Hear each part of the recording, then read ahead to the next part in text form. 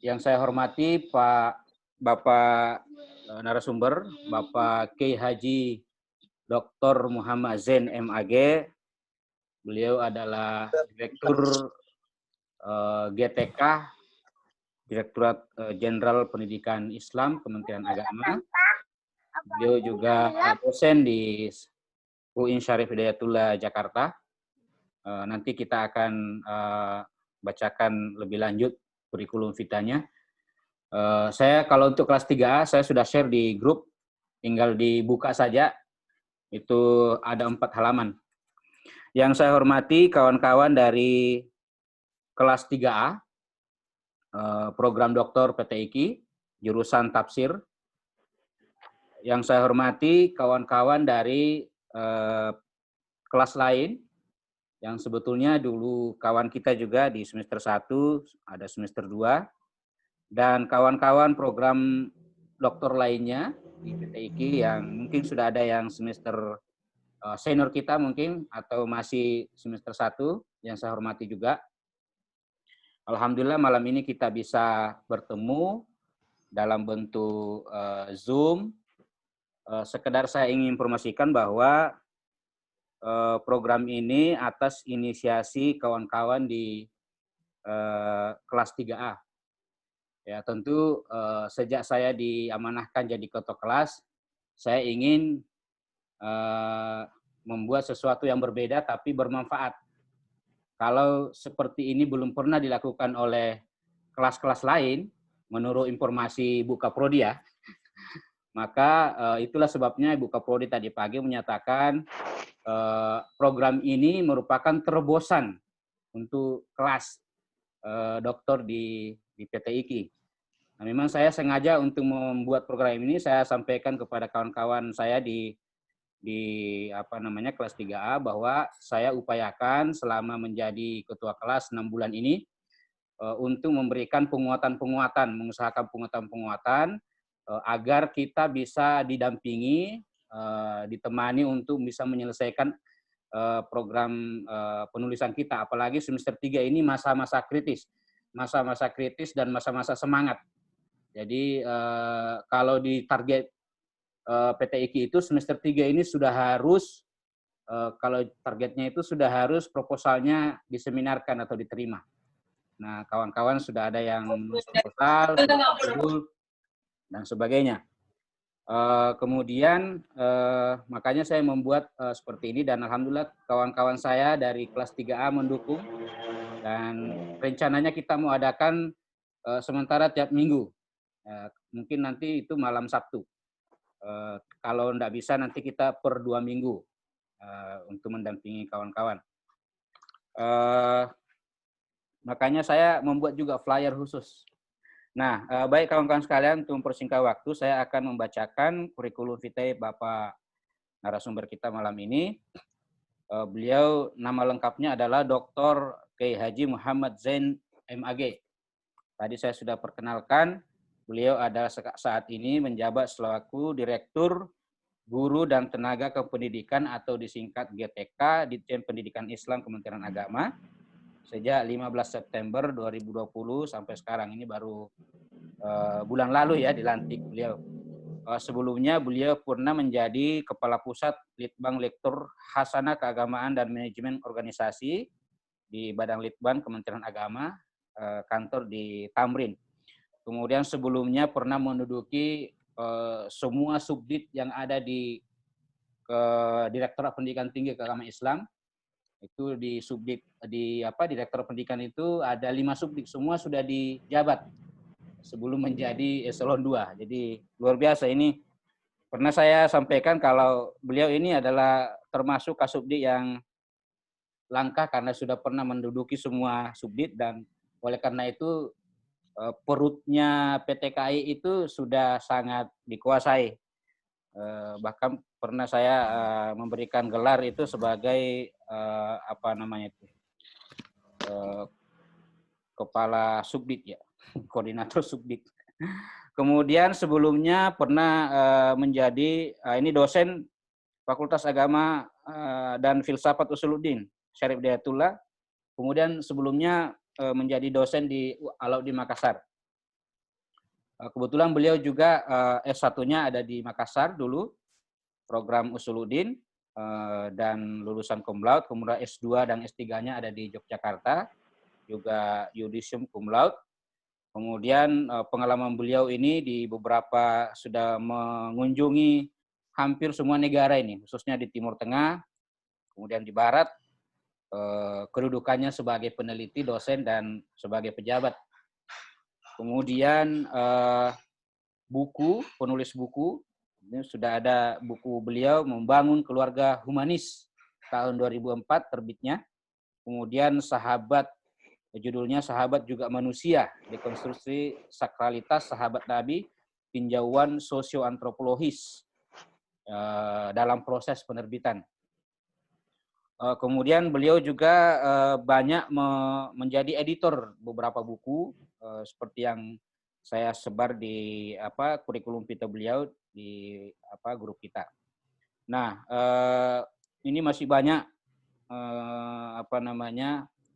CV beliau ini yang tidak bisa kita bacakan satu persatu. Nanti beliau akan memperkenalkan diri lebih lanjut kalau ada yang belum saya sebut dalam perkenalan CV beliau hari ini. Baik, kawan-kawan sekalian, seperti yang saya katakan bahwa program ini adalah saya beri nama supporting program. Saya punya inisiasi seperti ini. Saya terinspirasi dari program 5.000 dokter luar negeri. Kebetulan saya di program 5.000 dokter luar negeri sejak 2016 mengelolanya, dan termasuk sekarang menjadi manajer atau koordinator di bidang supporting program 5.000 dokter. Antara lain misalnya program bahasa asing, program akademi rating dan sebagainya. Nah, dari situ saya berinspirasi bahwa kelas 3A ini perlu disupport. Nah, itu jadi program pendukung namanya. Di samping ada program yang resmi dari PT IKI. Tapi ini adalah inisiatif kita sendiri dan ini kita buka tidak hanya untuk kelas 3A tapi juga dibuka untuk umum. Ini salah satu upaya kita sebagai kelas 3A. Baik, kawan-kawan sekalian, tema kita hari ini adalah strategi dan cara mudah menulis disertasi, yang insya Allah dibawakan oleh Bapak Dr. K. Haji Muhammad Zain Nebah. Kepada beliau saya persilahkan dengan hormat. Bismillahirrahmanirrahim. Assalamualaikum warahmatullahi wabarakatuh. Waalaikumsalam warahmatullahi wabarakatuh. Salam sehat semuanya, teman-teman sekalian, Bapak Ibu. Alhamdulillahi wa haqqa hamdi, wassalatu wassalamu ala afdali khalqih, Sayyidina Muhammadin khatam anbiya'i wa rusulih, wa ala alihi wa sahbihi wa kafati ummati wa ba'du. Yang saya hormati sahabat saya Pak Amiruddin Kuba yang telah menginisiasi pertemuan kita pada malam hari ini. Saya hormati ini semua kawan-kawan. Saya lihat ada beberapa kawan yang kita sudah kenal di ruang virtual ini. Ini ada pimpinan Pondok Pesantren Entrepreneur Nurul Iman, Umi Wahidah. Ini sahabat saya, sudah lama saya kenal beliau. Dan tentu Mas Andre juga hadir ya? Insya Allah. Hadir Pak Dokter, hadir. Assalamualaikum. Alhamdulillah. Wah ini intelektual publik ya. Ini harus wajib hadir kalau gini. Oh, salah saya S3 ini. Terima kasih. Ini kita mau pesta kondro juga. Makasih banyak ilmunya Pak Dokter. Nah, baik. Terima kasih ada teman-teman sekalian, ada Pak Lutfi, kemudian ada Pak Ridha, ada Zain Mutakin juga hadir ya? Namanya sama dengan nama saya. Hadir. Ilmu Yasir yang ahli bahasa Arab itu ya. Dari Al-Azhar Cairo. Ini semua ulama-ulama yang ada di ruang virtual ini. Saya terima kasih banyak atas kesempatan yang luar biasa ini dan saya bersyukur kepada Allah Subhanahu wa taala atas dan kita apresiasi supporting program yang diinisiasi oleh Pak Amiruddin Kuba. Pak Kuba ini seorang intelektual entrepreneur, selalu berpikir out of the box. Seperti Pak Jokowi bilang itu, selalu kita harus mencari sesuatu yang berbeda dari yang lain-lainnya. Saya pikir forum-forum seperti ini penting sekali kita berbagi pengalaman. Saya ini sudah lama sekali tidak masuk kampus lagi. Saya terus terang bersyukur sekali. Sengaja saya di ruangan ini di perpustakaan Pak Amir di lantai 2. Ini di ruang kerja saya untuk memberitahu Pak Amir bahwa saya ini masih seorang birokrat, tapi masih baca buku. Baik, Bapak Ibu, mohon di share screen, Pak Amir. Saya tadi jam 5 orek-orek dikit, tidak sempat menulis, tapi ada beberapa catatan saya. Izin ya. Ya, ya. Share screen.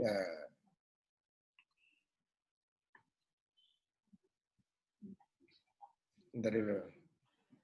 Ini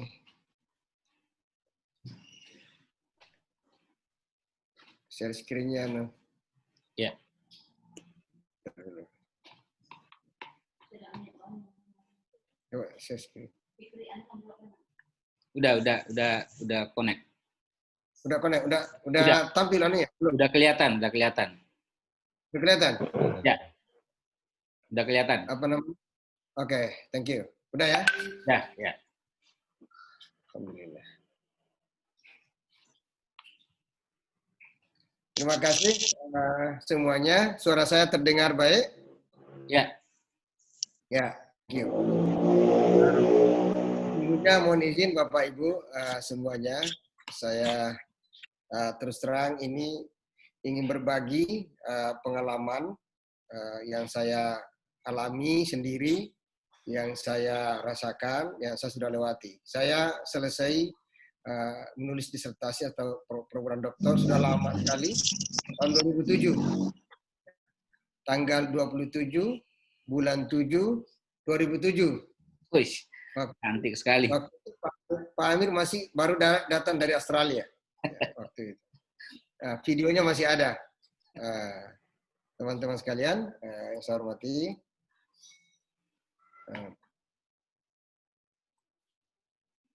Oke. Nah, disertasi saya ini. Nggak tampil lagi. Nggak tampil lagi. Okay. PowerPoint-nya, sharing-nya. Sorry.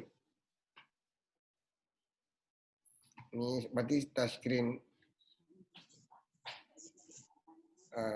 Kita dulu.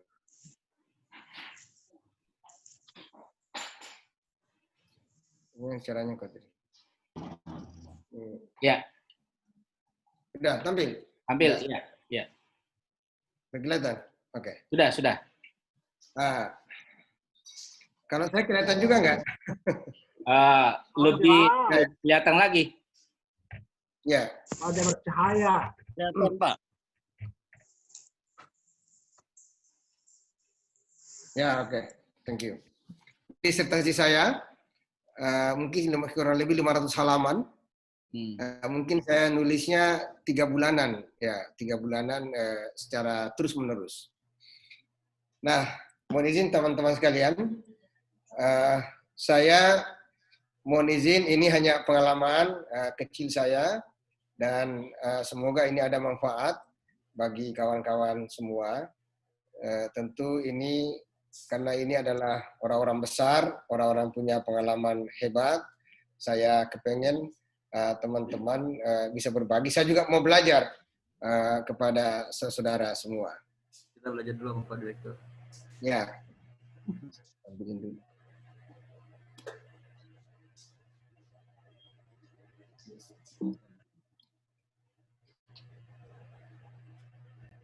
Ya. Kelihatan ya? Ya.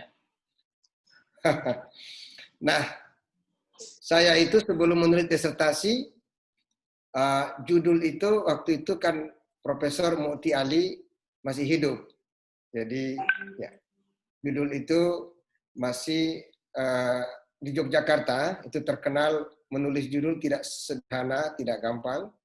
Profesor Mukti Ali terkenal sebagai seorang profesor di Dewan Menteri Agama yang sangat ketat di dalam menerima judul. Jadi dan disertasi itu, judul disertasi dan proposal diajukan begitu saja 9 lembar tanpa menghadirkan kita. Jadi itu hanya dibahas oleh Dewan Guru Besar di UIN Sunan Kalijaga, Yogyakarta. Dan seingat saya membaca ratusan buku sebelum mengajukan judul disertasi. Ya kira-kira ya ratusan, mungkin saya membaca kurang lebih 600 buku, artikel dan makalah-makalah sebelum mengajukan judul disertasi. Dan dari situlah ketahuan positioning kita. Ketika kita membaca prior research, membaca riset awal, disitulah kelihatan di mana posisi kita ketika menulis. Nah kita ini, saya tahu teman-teman sudah semester 3, itu yang harus diperkuat adalah selalu membangun komunitas. Ya, membangun komunitas ini sangat penting. Jangan sampai komunitas kita begini, misalnya Mas Andre. Jangan sampai Mas Andre itu tiba-tiba pulang kampung, lama sekali tidak ketemu-ketemu. Itu berbahaya sekali. Ya. Komunitas ini harus selalu dijalin. Sekarang lebih enak, Pak. Kalau dulu kita sulit sekali. Karena waktu itu belum ada HP. Yang punya HP baru Padli Muhammad waktu itu yang saya kuliah. Tidak banyak orang punya HP. Tidak ada WA. Kemudian kalau disket, sistem disket, belum ada flash disk waktu itu, sulit sekali. Kemudian internet, kita belum mengenal internet, lebih jauh. Jadi semua buku hard copy seperti ini, kita copy bukunya langsung, kita baca langsung. Itulah suasana di mana saya menulis disertasi tidak gampang. Pakai disket, dibawa disket berlapis-lapis itu waktu itu. Nah itulah menurut saya yang Bapak Ibu harus kerjakan sekarang adalah selalu terkonek dengan komunitas-komunitas baru atau komunitas-komunitas yang sama keilmuannya. Itu harus betul-betul jangan, karena kehidupan ini seperti api unggun. Jadi kalau kayu-kayunya itu selalu bertemu, selalu terbakar. Tapi kalau kayu-kayunya itu berserak-serakan, bercerai-berai, tidak membangun supporting program, itu nanti lama semua selesai, Pak. Tapi kalau selalu ketemu, ayo nanya lagi. Dan mohon maaf, suasana kondisi psikologis orang yang mau selesai disertasi dan tidak selesai itu seperti membawa gunung. Di kepalanya seperti dia menjunjung gunung, berat sekali. Yang paling malu kalau ditanya kapan selesai, biasanya begitu. Apalagi kalau lagi mau musim membayar SPP. Itu jangan ditanya-tanya, itu langsung itu. Itu. Sesungguhnya itulah yang kita alami masa itu. Saya karena merantau sekolah, sulit sekali kondisi kita, beasiswa sudah diputus, sementara juga keuangan, ekonomi, masalah. Terkadang kita pusing, Pak Andre itu bukan, kalau Pak Andre kan pejabat tinggi ya, teman-teman itu terkadang kita bingung dalam menulis disertasi, bukan hal-hal akademik, tetapi hal-hal non-akademik. Itu yang harus kita selesaikan. Nah ini yang pertama yang kita harus kerjakan adalah membangun komunitas.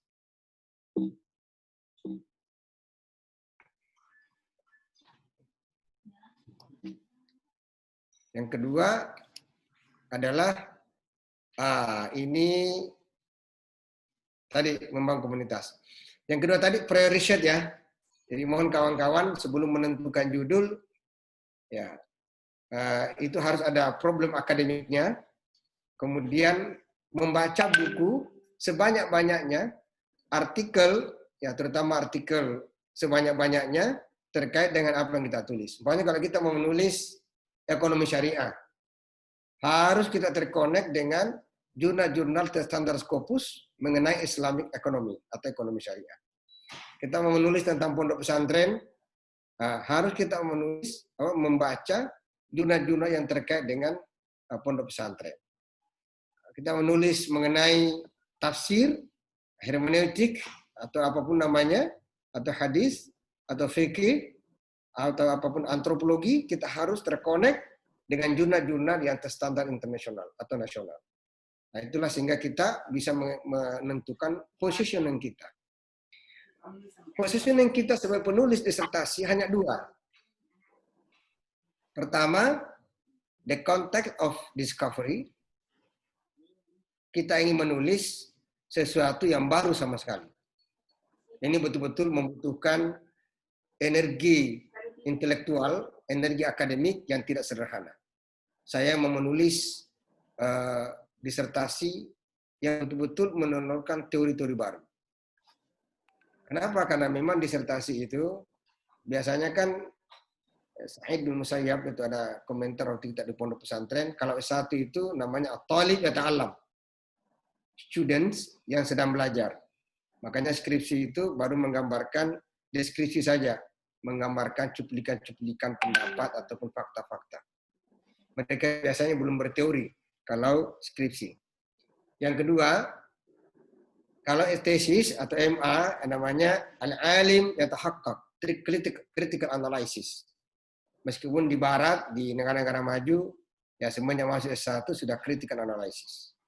Kalau di S2 biasanya kalau di Mesir, di Al-Azhar, atau di negara-negara Timur Tengah, ya itu biasanya banyak tahqiq kalau dalam bidang manuskrip dan seterusnya. Yang disertasi al-alim yajtahid.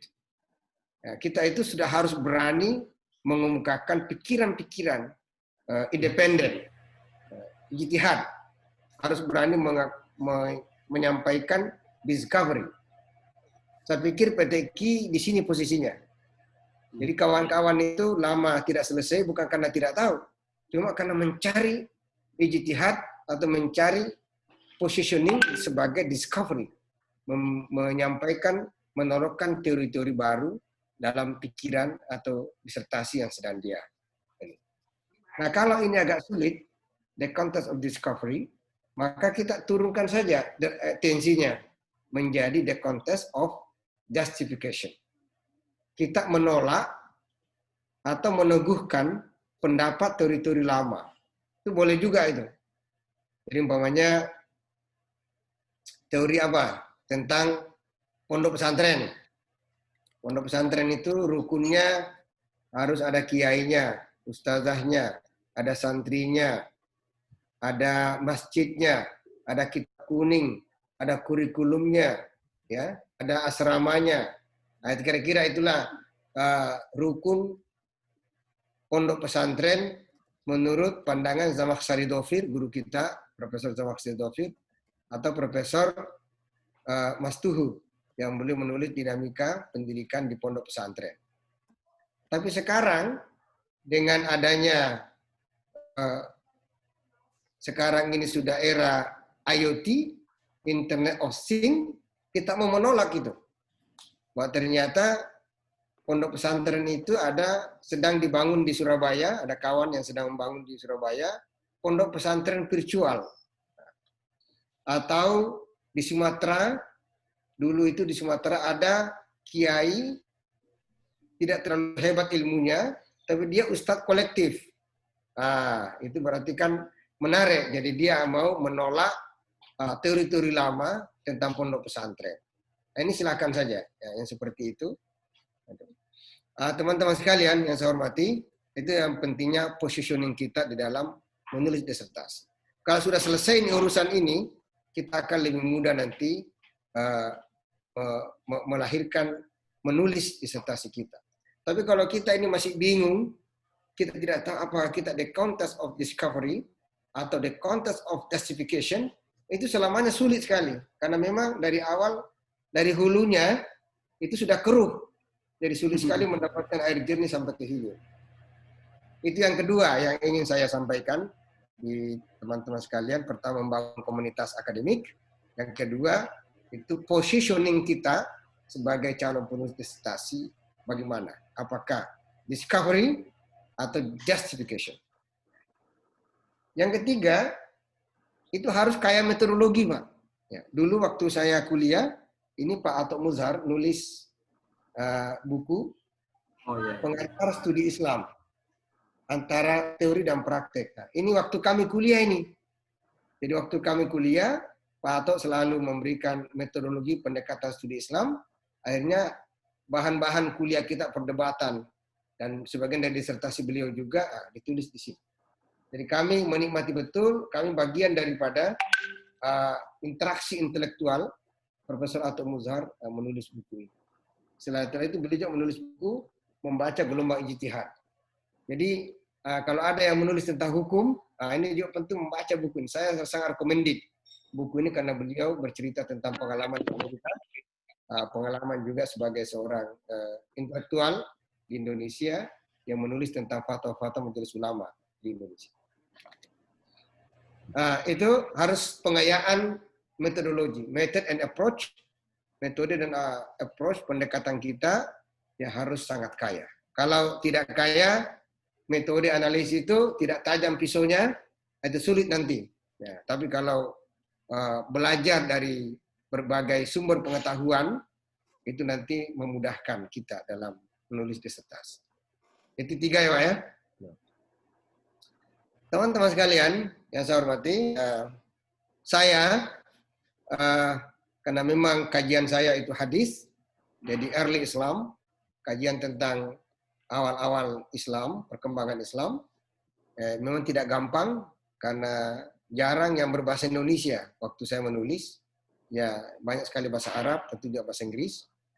Itulah yang menyulitkan saya, bukan menyulitkan, menjadi sebuah tantangan baru karena tidak gampang dicari di koran, tidak gampang ini. Itulah studi saya ya, karena memang begitu.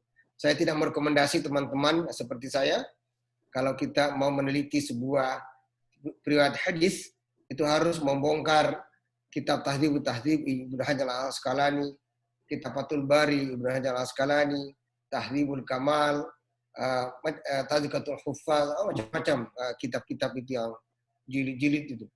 Sampai 14 jilid, 18 jilid, 20 jilid, Tarikhul Ulama At-Tabari, dan sebagainya. Ya kitab-kitab lama semua, kitab Al-Baghazi, Al-Waqidi, dan sebagainya. Jadi itulah kerja saya dulu, harus berkutat dengan kitab-kitab klasik, karena memang kajiannya early Islam. Bapak-bapak, ibu yang saya muliakan, mengapa saya early Islam? Karena memang saya suka studi awal Islam karena tidak banyak ahlinya di Indonesia. Insya Allah nanti tanggal 21 Oktober ini, jam 6.30, kami ada webinar, international webinar. Bapak-bapak bisa ikut tentang kajian kiblat. Ada teman dari Amerika yang menulis disertasi tentang kiblat, pertemuan agama-agama di Yerusalem pada saat itu. Bapak-bapak bisa ikut bagaimana dia mengkaji kiblat, tentang teori kiblat.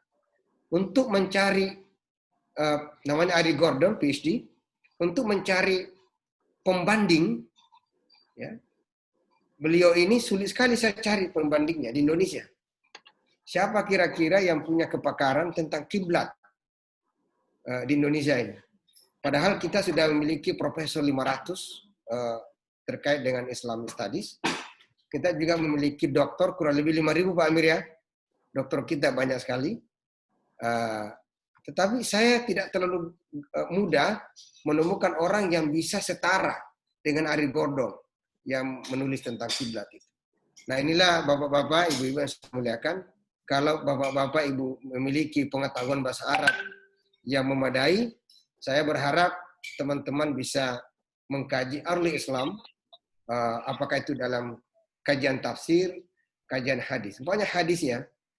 Kita kesulitan mencari ahli hadis yang menguasai tentang critical source, kritik-kritik sumber, seperti Profesor Harm Moski, yang baru saja wafat, orang Jerman, atau yang bisa kajiannya tentang Joimbol. Ya, Joimbol ini adalah ulama yang selalu saya kutip ya buku-bukunya. Saya ambil bukunya ya.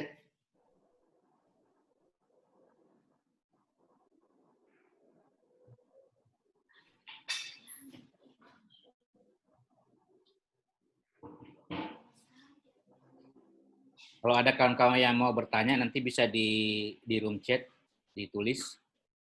Bisa juga langsung nanti ya.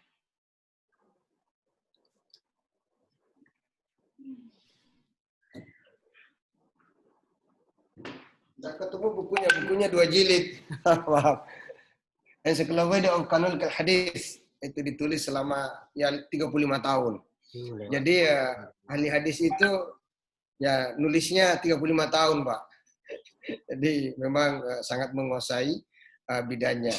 Dan saya berharap kawan-kawan kita ini bisa melakukan hal yang sama dan mudah-mudahan kita bisa. Baik. Menulis itu keterampilan, Pak. Ya. Selama ini kan orang merasa menulis itu sebuah bakat, talenta. Bukan. Ada yang mengatakan, ya saya membaca buku Hypnotic Writing, jadi menulis itu keterampilan, Pak Amir. Jadi kalau ada orang mau menulis, tidak bawa laptop, tidak bawa HP, itu sampai kiamat tidak akan jadi tulisannya. Jadi kalau mau menulis, ambil laptop, buka laptopnya, ambil HP, langsung menulis begini saja. Karena itu kata ada kekuatan kata. Jadi begitu kita menulis pokoknya saya tidak tahu, saya pusing, menulis apa, itu langsung kata-kata itu akan menarik teman-teman sendiri. Tapi kalau Bapak hanya merenung di tempat duduk, ya sampai sampai Pilpres 2024 juga tidak akan bakal selesai. Ya. Jadi itu dalam buku Hypnotic Writing, itulah bagaimana kita bisa meningkatkan kemampuan menulis. Begitu Bapak pusing menulis, ambil kertas, ambil pulpen, tulis saja. Atau ambil laptop, buka, nyalakan, menulis saja. Ya, itu apa saja. Tapi kalau para novelis biasanya kalau mau menulis itu mandi dulu, wudhu dulu, ya, pakai parfum supaya tulisannya enak. Ya. Itu. Jadi ini penting, Bapak Ibu. Dulu saya ada profesor, namanya Profesor Sudi Ismail, ahli hadis ya. Saya pikir beliau untuk metode hadis belum ada duanya sampai hari ini. Ya. Saya diajar beliau selama 4 tahun. Beliau itu menulis di kertas-kertas kecil. Ya, jadi kalau dulu ada fotokopi, ada kertas segi 4 kecil, ya setiap masuk perpustakaan, beliau menulis di kertas kecil itu sampai dua peti, ya, dua kardus ya. Itulah bahan disertasinya untuk menulis waktu itu. Nah sekarang kan sudah ada HP, Pak. Ya. HP itu kan ada banyak program. Kalau saya kan nulisnya di Evernote. Ya. Jadi kalau ada sesuatu yang saya ingat, saya menulis di Evernote di tulisan saya. Jadi ada aplikasi Evernote namanya ini. Ada gambar gajah itu kan. Jadi saya nulis di situ setiap hari, setiap saat. Kira-kira kalau ada sesuatu yang saya ingat, langsung nulis begitu sebagai catatan kecil. Jadi di mana saja, kapan saja kita bisa menulis. Karena saya ingat seorang filosof mengatakan, sekabur-kaburnya ilmu yang ditulis lebih baik daripada pikiran yang brilian, tetapi tidak ditulis. Begitu Pak ya. Selanjut. Nah, ini kisah-kisah masa lalu Pak. Ya kisah-kisah teman-teman saya, kemudian kisah-kisah senior-senior kita yang menulis. Dulu itu kalau orang mau menulis, itu harus mengikuti program uzlah. Bukan supporting program Pak Amir. Ya. Namanya program uzlah. Uzlah itu, dosen itu kena sulit selesai, sudah bertahun-tahun menulis, dibebaskan oleh rektornya untuk menulis dan meninggalkan kampusnya. Dan meninggalkan kampungnya. Meninggalkan keluarganya. Biasanya diberi kesempatan 6 bulan, dibiayai oleh Kementerian Agama waktu itu. Ya alhamdulillah banyak selesai. Tetapi ketika saya menulis disertasi, saya ketemu seseorang namanya Profesor Irwan Abdullah. Beliau mengatakan seorang antropolog, ini beliau promotor saya, dan Profesor Safri Sairin. Pak Safri Sairin ini adalah mantan dekan ilmu budaya UGM, kemudian juga pernah menjadi ketua antropologi Indonesia. Beliau si alma mater dengan Taufik Abdullah, sejarawan kita dari Cornell University. Beliau mengatakan begini kepada saya, ketika Anda menulis disertasi, jangan lakukan dehumanisasi. Artinya jangan lakukan uzlah. Keluarga kita ada haknya, anak kita ada haknya, dan sebagainya. Menulis itu happy saja, enjoy saja. Itulah pelajaran dari Profesor Irwan Abdullah. Ya, saya ambil dan saya mengikuti ini. Jadi kita sementara nulis waktu itu komputer pun belum ada laptop pada masa saya. Yaitu jarang sekali orang punya laptop, kecuali Amir yang dari Australia itu punya laptop. Kalau saya belum punya laptop pada masa itu, masih komputer biasa, yang komputer yang sangat besar itu. Nah, itu yang suka duka teman-teman yang kita alami, banyak masuk rumah sakit, keluar masuk rumah sakit, tensinya naik, kolesterolnya naik gara-gara menulis. Nah, itu satu. Ada juga kawan saya tidak usah sebutkan namanya, beliau sudah menjadi tokoh nasional, bahkan pendiri sebuah partai besar di Indonesia, saya tidak sebutkan namanya, itu senior kita. Beliau itu begitu selesai disertasinya, rumahnya terbakar. Semua file hilang. 2 tahun stres, tidak bisa nulis satu kata pun. Masya Allah. Jadi dari pengalaman teman yang nomor 2 ini, ya senior itu, teman-teman itu boleh share atau simpan di cloud bahan-bahan disertasinya itu. Jangan hanya dibawa-bawa melulu, nanti hilang tasnya Pak. Nah, kalau hilang tasnya, hilang disertasinya. Itu alasan nanti ini. Ini pengalaman senior kami itu. Rumahnya terbakar, semua hilang, 2 tahun stres. Nggak bisa nulis apa-apa. Nah, itu. Banyak yang terjadi seperti itu. Jadi mohon ini, file-file tertentu, ini waktu saya nulis disertasi, orang-orang yang saya anggap sangat terpercaya, saya kasih file saya. Kemudian, karena waktu itu sudah ada email, saya simpan juga di email. Nah, sekarang sudah ada cloud. Nah, cloud kan sudah bisa disimpan, atau Google Drive. Dia disimpan di situ. Jangan cuma satu file, Pak. Kalau hanya laptopnya hilang, atau laptopnya rusak, atau laptopnya kena virus, wassalam. Sulit sekali. Atau langsung di print out. Ya, setiap tulisan itu langsung di print out. Jadi dulu waktu istri saya itu banyak sekali jasanya terhadap penulisan disertasi. Begitu saya menulis satu huruf atau satu baris, itu langsung di print out. Jadi tidak perlu menunggu satu bab, Pak. Jadi kalau saya pagi-pagi subuh-subuh menulis, ya hanya dapatnya satu lembar, nah istri saya langsung print out. Atau hanya mendapatnya satu paragraf, langsung di print out. Tapi harus dapatnya satu baris, di print out juga. Nah, nanti ditulis lanjutannya. Jadi tidak perlu menunggu, oh ini saya belum print. Mana disertasinya Pak? Bab 1, bab 2. Udah selesai Pak. Di mana? Di laptop. Wah, harus di print out. Harus di print. Karena di print itu terkadang ada coret-coretan, terkadang ada kata yang salah, ada huruf yang berlebih, ada huruf yang kurang. Ada literatur yang kita ingat, bisa ditulis. Nah, ini yang masa-masa lalu kita ini. Terkadang tulisan kita terkacau, Pak. Karena kita ini orang Indonesia, kalau menulis dalam bahasa Indonesia, merasa diri ahli bahasa Indonesia. Padahal kita tidak mengerti, tidak pernah belajar tentang bahasa Indonesia. Ya, ada banyak orang sulit selesai karena tulisannya tidak bagus. Yang begini-begini perlu editor. Editor bahasa yang bisa mengedit bahasa kita. Tidak apa-apa, yang penting itu tidak dibuatkan, Pak.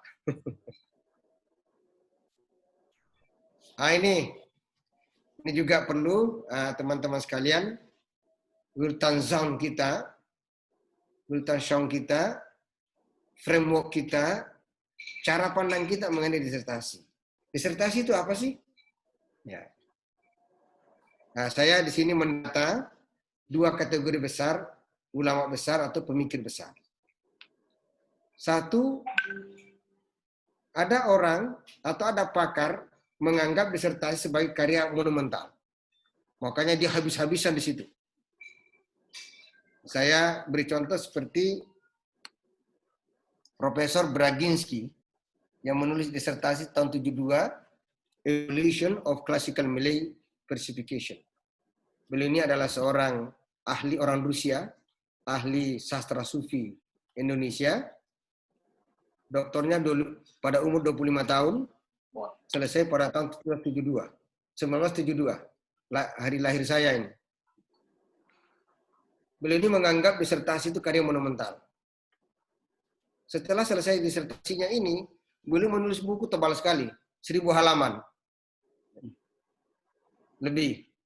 Yang indah, berfaedah dan kamal, sejarah sastra Melayu dalam abad 7 sampai abad 19 Masehi di Indonesia, di Nusantara. Ini mazhab yang mengatakan disertasi sebagai karya monumental.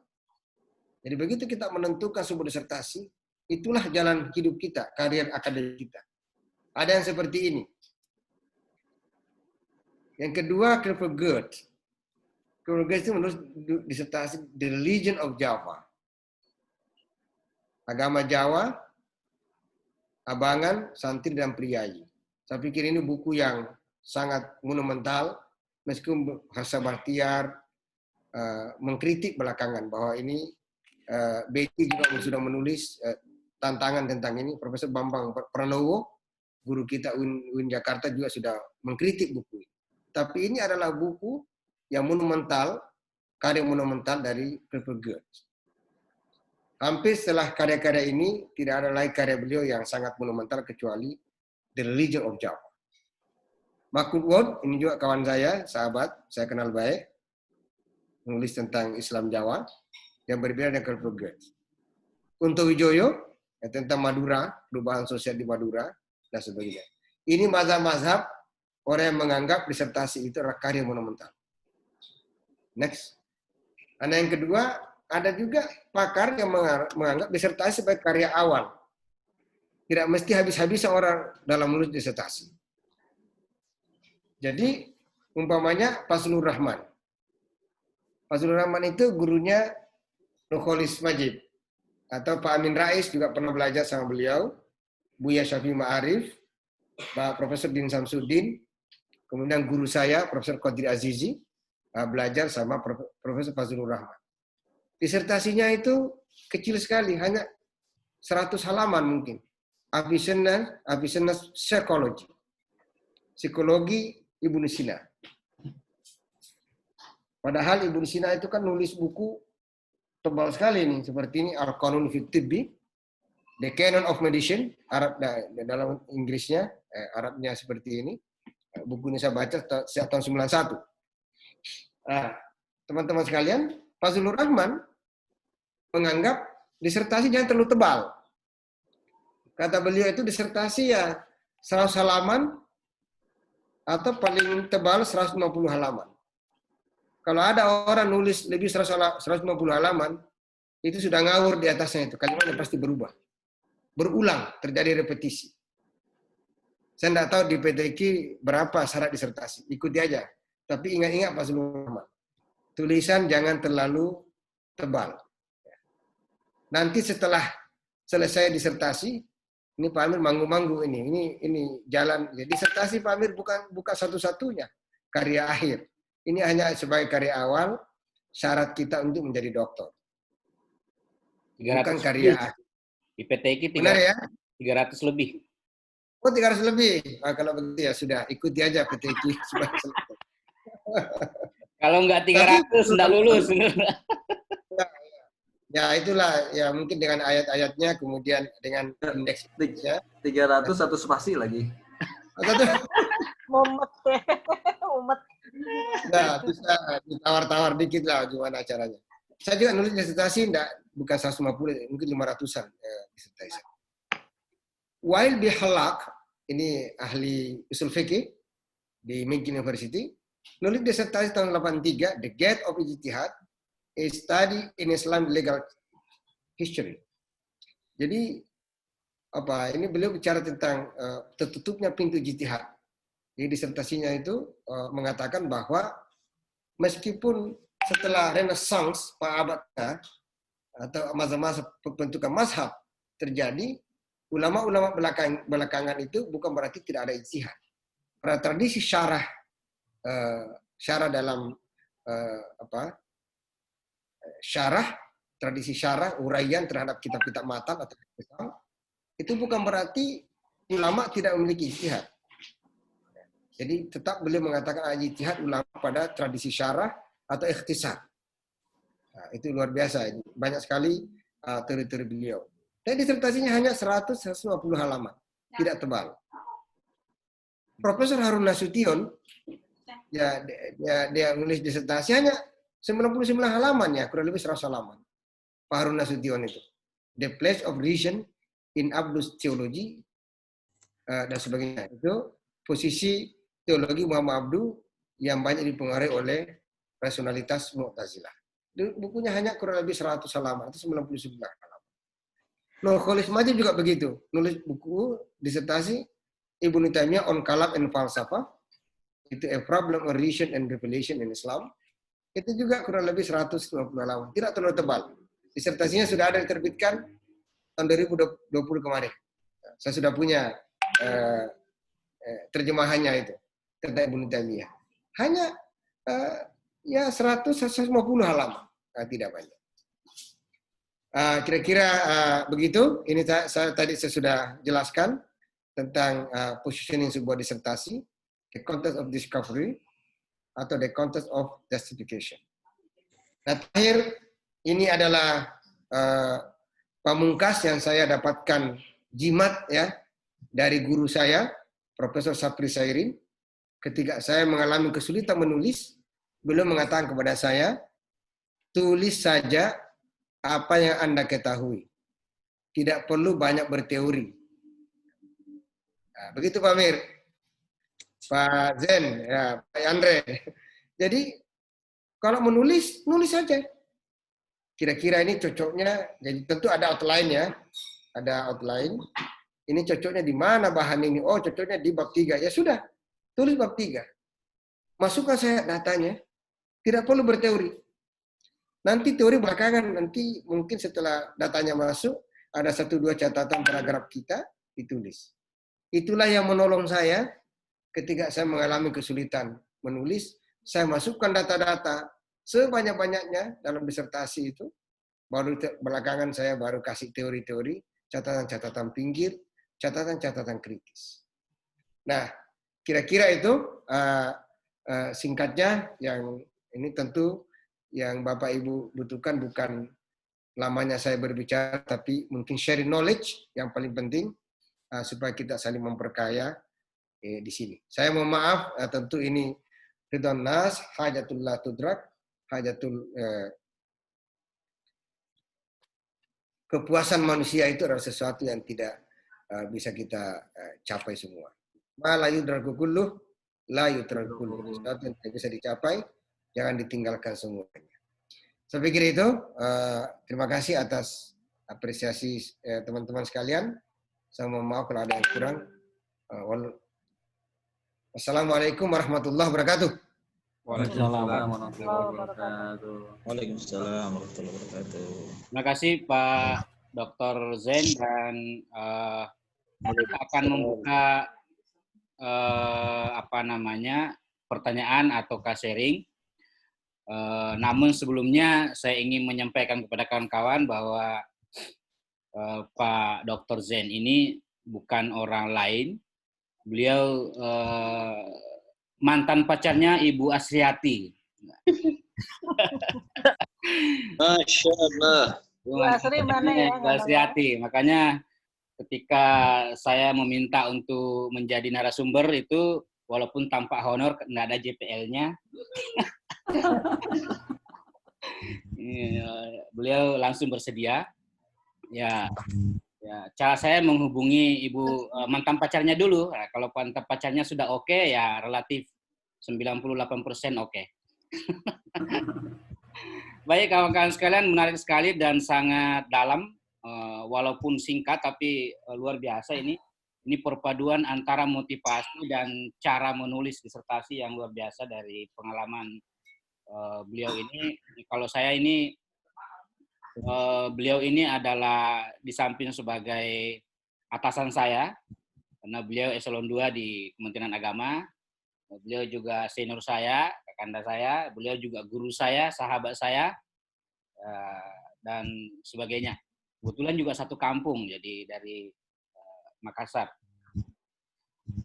Kawan-kawan sekalian, ada beberapa poin tadi yang disampaikan sangat menarik. Pertama, bagaimana kemudian membangun komunikasi, memperbanyak referensi sebelum menulis, membaca referensi.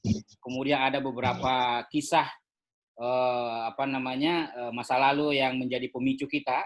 Kemudian cara pandang melihat disertasi itu seperti apa. Kemudian mencontohkan beberapa karya-karya disertasi yang monumental tadi. Kemudian lalu memberikan tips-tips bagaimana kemudian membuat disertasi itu dengan mudah. Nah, mungkin itu sekedar catatan, dan silahkan kepada kawan-kawan yang ingin mau bertanya atau sharing, saya persilakan. Izin Bapak, Ya, boleh silakan izin bertanya? Bu Zahra, silakan. Ya. Assalamualaikum, mohon maaf Ustadz Zain. Saya tadi mendengarkan ini kok langsung ingat problematika saya, Bu Gubernur. Sesuatu yang saya ini kok saya banget gitu loh masalahnya gitu. Ini kebetulan saya juga ini orang hadis misalnya, dan persis yang Bapak sebutkan tadi, saya ini tesis saya juga tahqiq sanad ya, tahqiq tahqiq manuskrip ya. Waktu itu saya pakai manuskripnya Tuhfatur Rawi Ibnu Himad ad-Dimashqi. Saya ketika itu diberi itu tugas itu dengan kawan-kawan saya. Jadi satu kitab itu kan tentang tafsir Baidhawi, hadis-hadis di tafsir Baidhawi, kemudian dipecah-pecah gitu kan. Masing-masing 200 hadis. Di mana? Di Islamabad waktu itu kebetulan. Kemudian yang saya rasakan ya sampai saat ini. Oke, saya alhamdulillah saya di Rosat Sanad saya ta'amuk gitu ya, saya ta'amuk biqadri ana gitu dengan level saya gitu, semampu saya. Cuma yang saya rasakan kok saya ini merasa kok ada ini ya, kok di masyarakat nggak gitu manfaat gitu loh saya itu dengan hasil saya itu gitu. Makanya untuk di disertasi ini saya karena tesis kemarin tuh saya ngerasa orang Indonesia itu cuma saya aja yang di Rosat Sanad gitu tesisnya, nggak tahu setelah saya gimana gitu. Semua tuh maudhu'i, dan masya Allah gitu kayaknya nafi banget gitu loh di masyarakat ini hasil tesisnya itu gitu. Makanya saya agak gimana gitu ya, makanya di S3 ini saya pengen sesuatu yang maudhu'i gitu ya. Kalau kayaknya dibilang bosan sama dirosat sanad, kok kayaknya ya ini juga ya gitu. Cuma ya memang itu tadi kenapa saya mau pengen yang maudhu'i, soalnya selama ini saya berpikir seperti itu gitu. Untuk dibukukan aja apanya dibukukan gitu kan tesis saya itu gitu, karena monoton begitu kan dirosat sanad gitu. Ya, jadi yang mau saya tanyakan bagaimana gitu loh, seperti itu betul apa gimana, pemikiran saya seperti itu betul atau tidak, kemudian juga ada nggak gitu loh dirosat hadis yang bisa ini kan untuk dimasukkan ke disertasi jurusan tafsir ini, ilmu tafsir ini, menurut Bapak gitu ya. Terima kasih. Baik, mungkin langsung dijawab Pak Dokter biar enggak ketinggalan pertanyaannya. Silakan. Terima kasih Mbak Zahratun Nisa. Ya, namanya Zahratun Nisa. Ya, saya pikir begini, saya baru saja sebagai Kepala Pusat Litbang, Lektur Khazanah Keagamaan dan Manajemen Organisasi. Di situ saya 2 tahun 9 bulan sebagai Kepala Pusat Litbang, Lektur Khazanah Keagamaan dan Manajemen Organisasi. Semua manuskrip yang dibahas di situ, saya baru saja kepala. Nanti saya kirim pengalaman saya selama hampir 3 tahun menangani manuskrip di Kementerian. Nah, itu penting sekali. Nah, jadi mestinya saya ketemu Mbak Zaratunisa ketika saya masih kepala pusat di situ. Tidak apa-apa. Konekkan dengan Iya, terima kasih. Terlambat peneliti di angkat sana. saya di kota kelas itu. Ya. Itu ada buku di situ, coba. Ya.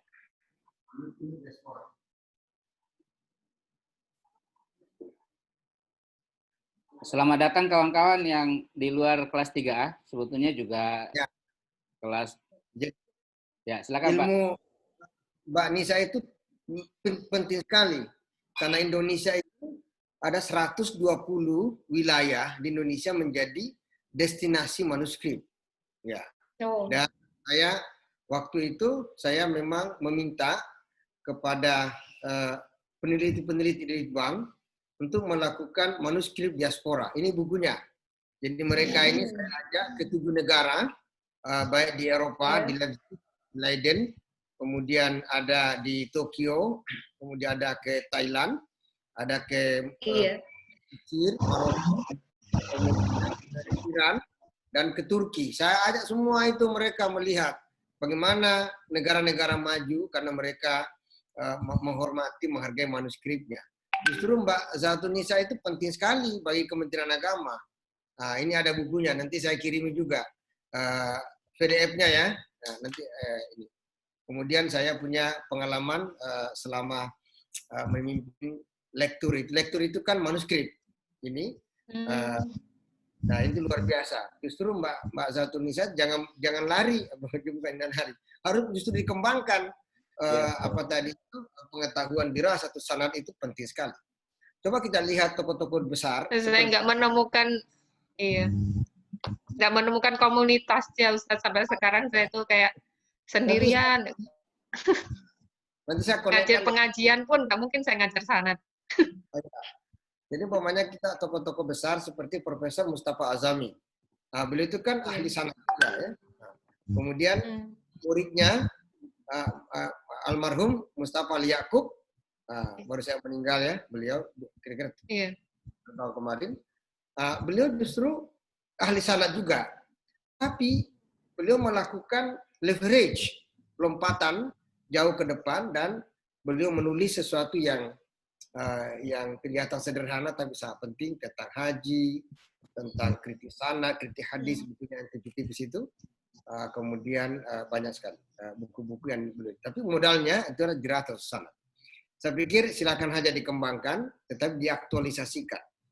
Nanti saya konekkan dengan para peneliti kami yang sangat suka dengan manuskrip. Jadi saya untung juga saya belajar sanad. Kalau tidak ya, karena sekarang ini memang justru ilmunya Mbak Zaratunisa penting sekali. Era sekarang adalah era post-truth, di mana orang tidak mendalam kalau belajar. Justru yang kita butuhkan sekarang adalah bagaimana orang-orang itu kita kembalikan, orang itu berilmu secara mendalam dan punya silsilah sanad. Itulah pentingnya para doktor S3 ini. Karena kalau dulu kita belajar filsafat ilmu, ada 3 tugas ilmu dan keilmuan. Ilmuwan kita itu. Terutama Pak Andre ini, Pak Yuli Andre. Ilmuwan itu harus bisa mengklarifikasi, menjelaskan perkara. Tadi tafsir tematik, hadis tematik dan sebagainya. Yang kedua tugas ilmuwan atau tugas ilmu adalah memprediksi, meramalkan, futuristik. Dan yang ketiga ini adalah mengintervensi. Jadi sekarang ini dokter-dokter itu harus mengintervensi publik. Jadi harus menjelaskan kepada mereka ilmu yang silsilahnya sampai kepada Rasulullah SAW. Jadi tidak sembarang kalau bicara kan. Pokoknya kalau ada wirid, ada sholat, ada salawat, ada apa, itu harus silsilah sampai ke sana. Ya. Kan beda Pak orang yang dokter dengan tidak dokter kalau ceramah kan. Hati-hati nanti kalau dokter Pak Amir. Gitu. Itu waktu saya ikuti promosi dokter senior saya di Jogja, Profesor Kunto Wijoyo itu salah seorang sastrawan ya yang sangat terkemuka, dan dia kalau Bapak baca Kunto Wijoyo pasti kenal sastra yang luar biasa. Beliau mengatakan begini, kalau Anda sudah doktor, ada 2 hal yang harus Anda ingat. Kalau bicara, harus pakai referensi. Saya itu pamit di mana-mana bicara pasti pakai referensi. Karena saya doktor. Karena kalau orang ceramah tidak ada referensinya, dia bilang, itu ceramah toh, tidak ada referensinya. Nah, gitu. Yang kedua, kalau pergi pasar tradisional, kalau dokter itu jangan terlalu banyak menawar. Nanti dibilang, dokter semakin pelit. Ah, gitu. Itu nasihatnya Profesor Kunto Wijoyo kepada kita semua calon dokter waktu itu. Saya selalu ingat 2 hal itu.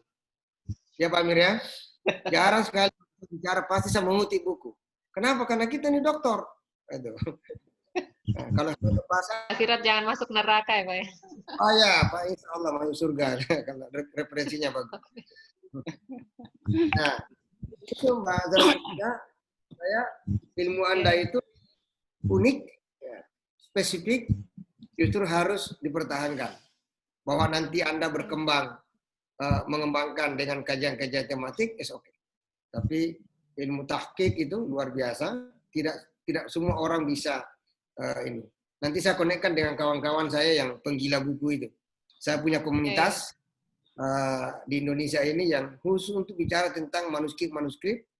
Kami juga punya 2 jurnal, namanya Jurnal Heritage, semua tentang manuskrip, dan jurnal lektur. Anda bisa cek di internet juga ada itu, dan itu digratiskan. Oke, menurut saya pasti ilmunya nafi, ilmunya bermanfaat bagi umat. Amin.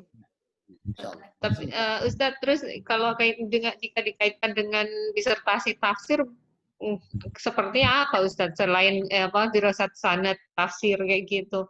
Saya kemarin berpikir untuk tafsir isyari seperti itu. Kalau dirasat sanadnya udah pasti itu mah ya banyak yang banyak yang maudhu gitu ya. Artinya itu udah rahasia umum, memang menarik kata saya gitu.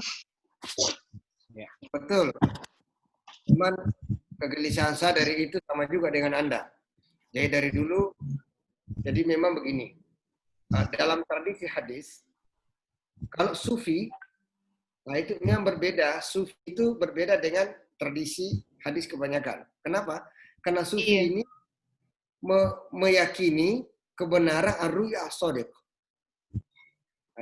Jadi kalau mimpi, rupanya begini. Ada seorang ulama, wali, bertemu dengan Nabi, bermimpi, dan Nabi memberikan ilham kepada dia. Yang menurut dia itu hadis bagi saya. Sama juga dengan Ibnu Arabi. Ibnu Arabi ketika di Mekah, beliau menulis kitab Futuhatul Makkiyah, 5 jilid. Beliau mengatakan, ini adalah dari Nabi. Khususnya kan juga begitu. Bahkan ada cerita tentang Ihya Ulumuddin, Imam Ghazali, bahwa semua hadis yang saya tulis di dalam situ, permisi kepada Nabi dulu. Jadi hampir tiap malam mimpi ketemu Rasulullah SAW. Nah, inilah berbeda silsilah sanadnya itu. Ini problem yang sejak kita ketemu. Sama juga tradisi hadis di dalam Sunni dan Syiah. Jadi pokoknya kalau kita baca kitab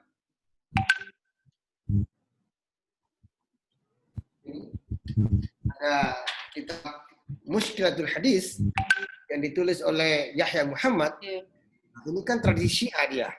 Nah, tradisi Syiah dengan tradisi Sunni itu tidak sulit sekali ketemu. Kenapa? Karena Sunni yang penting ya seperti kalau kita tahu umpamanya dalam Sahih Bukhari, yang penting dia ittisal sanad, mu'asarah ya, terus mulaqah dan mu'asarah. Kalau itu jadi harus sezaman dan bertemu. Mereka dalam keadaan tradisi Syiah, orang itu sanadnya tinggi kalau dia itu ahlul bait. Di dalam Al-Kulaini, Usul Kafi, ya, itu kan tradisi itu masih dipegang sampai hari ini. Jadi mengapa Imam Ghazali di Syiah meskipun beliau itu lahir di dekat kota Mashhad di situ, tapi karena mungkin Imam Ghazali itu tidak halul bait, mungkin saja ya, maka sampai hari ini Imam Ghazali tidak dihormati sebagaimana orang Indonesia atau dunia menghormati Imam Ghazali. Jadi karena dianggap ilmunya silsilah ahlul baitnya tidak nyampe. Nah, itulah perbedaan. Sampai hari ini tidak ketemu. Tetapi meskipun ada ribuan hadis, ya kalau kita lihat Ushul Kafi Al-Kulaini, kemudian Sahih Bukhari ada sekian ribu kitab hadis atau riwayat. Kalau Al-Kulaini kan ada 18.000 riwayat di dalamnya, itu kebanyakan ahlul bait. Jadi itu memang adalah persoalan yang belum selesai ya kita selesaikan. Seperti umpamanya kalau kita baca Mishkatul Anwar ya, Ibnu Arabi, begitu juga dan sebagainya. Belum lagi diskusi ya, banyak modul dan sebagainya. Iya.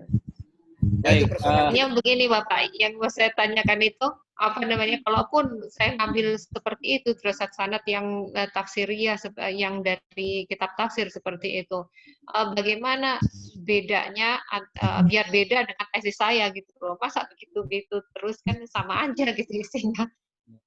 Saya mendasikan Mbak Nisa ini membaca kitab Lata'atul Isyarat Al-Kushairi.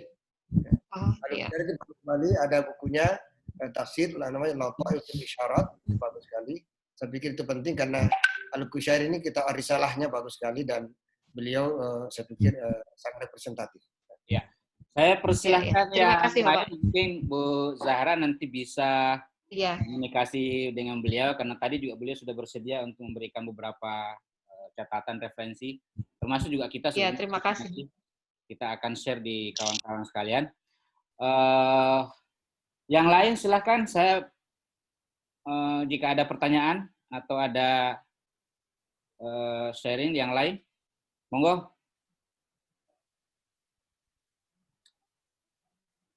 Langsung di-unmute dindingnya kalau mau ngomong. Silakan.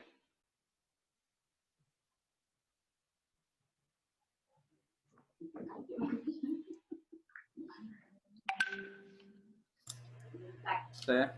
Ya, silakan Pak Zen Mutakin, silakan. Ya. Terima kasih Pak Dr. Amir. Calon dokter. Calon. Terima kasih Pak Direktur, Pak Kapus. Aduh ini bukan bahasa kantor ya, walaupun kita sudah dalam kondisi. Sama saya juga dulu di Litbang, Pak. Ya. Sekarang di Banteng gitu. Ya, saya tertarik tadi dengan Bapak positioning gitu kan, positioning di konteks positioning apakah discovery atau juga kemudian justifikasi seperti itu. Dan tadi saya tertarik juga dengan trik-trik yang sudah Bapak sampaikan terkait dengan dari mana kita memulai seperti itu dan seterusnya. Banyak sekali, luar biasa. Saya appreciate dan saya tertarik sekali dengan apa yang tadi Bapak sampaikan. Kadang-kadang dinamika ya Pak, kadang-kadang dinamika kehidupan atau kerja atau rumah atau apalah bisa jadi menyebabkan ketika kita sedang asik nulis tapi kemudian tiba-tiba ada masalah atau karena ada kesibukan atau karena ada apa, sharing dari Pak Dokter lah ini kira-kira ketika mengalami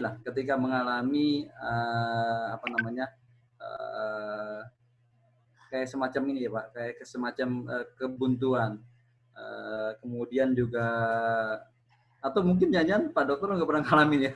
Jadi ketika ada masalah atau ada masalah apa gitu kan, sehingga kemudian ini yang mungkin saya sebenarnya mengalami Pak. Saya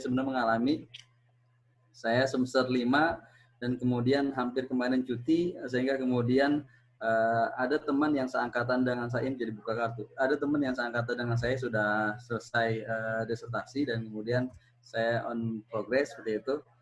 Artinya ketika kita ya bukan karena apologi ya, karena kemudian saya hampir setahun kemarin tugas di Arab gitu kan, sehingga kemudian di haji Pak, sehingga kemudian banyak opnya seperti itu.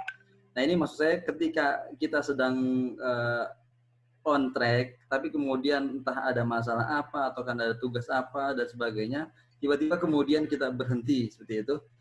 Apa Pak langkah atau trik atau kemudian motivasi yang kemudian bisa membangun selain tadi yang Bapak sudah sampaikan, misalnya kita punya komunitas, saya juga punya komunitas dengan teman-teman yang sebelumnya seperti itu, tapi kemudian belum melahirkan giroh ya, belum melahirkan semangat untuk bisa waktu itu belum bisa melahirkan semangat. Artinya tadi Pak, punya komunitas, apa selain itu triknya ketika misalnya kita masa vakum saat menulis gitu. Entah karena boring, entah karena kok ini belum nemu apa yang bahan yang kita cari bisa seperti itu. Itu Pak Direktur, terima kasih. Baik, terima kasih Pak Zen. Ya, setahu saya memang Pak Dr. Zen ini punya pengalaman hampir mirip seperti itu. Setahu saya beliau itu dari Bojong ke Jakarta dulu naik kereta itu sambil menulis di kereta, itu pengalaman beliau ini.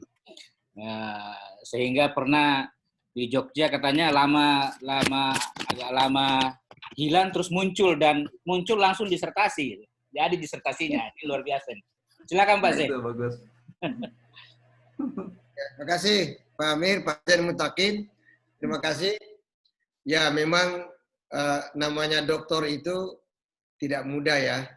Ya. Kalau Pak Zen itu muda, maka semua yang sekolah pasti dokter semua Pak. Nah, jadi macam-macam. Dan terkadang orang itu vakum, terkadang bukan karena persoalan akademik, tapi justru non akademik. Yang umpamanya anaknya sakit, mertuanya sakit, ya istrinya tidak mendukung, atau dia sendiri yang sakit dan sebagainya. Ya, jadi saya dulu waktu selesai karena kita di Jogja ya, jadi agak sulit ya. Dan Jogja itu kan filosofinya filosofi gudeg. Gudeg itu semakin lama semakin bagus katanya. Jadi kalau ada orang cepat selesai itu tidak dianggap. Nah, jadi beda jangan Jakarta dulu karena Pak Harun Nasution. Pak Harun itu cenderung cepat selesai. Nanti di masyarakatlah yang menguji kedokteran seseorang. Kalau di Jogja tidak. Semakin lama semakin bagus katanya. Ya, itulah gudeg kan, semakin lama dimasak semakin lama semakin bagus. Saya mengalami situasi itu dan orang-orang yang paling ditakuti di Jogja juga menjadi dosen saya. Nah, yang menarik ya seperti Pak Profesor Mukti Ali, bapak-bapak bisa tanya-tanya orang yang pernah diajar Pak Mukti Ali, tidak ada orang pintar di depan Pak Mukti Ali. Ya, saya bersyukur ya karena saya mata kuliah beliau A+ saya. Bukan karena pintar, mungkin karena saya rajin. Nah, saya juga mengalami hal yang seperti Pak Zen Mutakin. Dulu waktu kita, ya maklum kita pegawai kecil Pak. Ya, saya itu diangkat pegawai negeri, gajinya pertama kali 340.000 Pak. Ya, jadi saya rasakan itu masa-masa lalu. Ya. Jadi begitu saya selesai, saya membayangkan kalau promosi itu butuh uang banyak. Makanya sewaktu pulang ke Makassar, saya langsung beli itu mobil PT-PT, mobil angkot, ya, mobil angkot, ya. Jadi satu hari itu bisa dapat ya 50.000, 70.000. Ada sopir saya. Hanya saya pusing Pak karena setorannya tidak bagus. Kita ngumpul-ngumpulin duit ini karena untuk promosi, tidak kelar-kelar. Ya udah, saya berhenti menjadi bos angkot. Jadi itu Pak. Lama-lama, balik ke Jakarta, panjang sekali.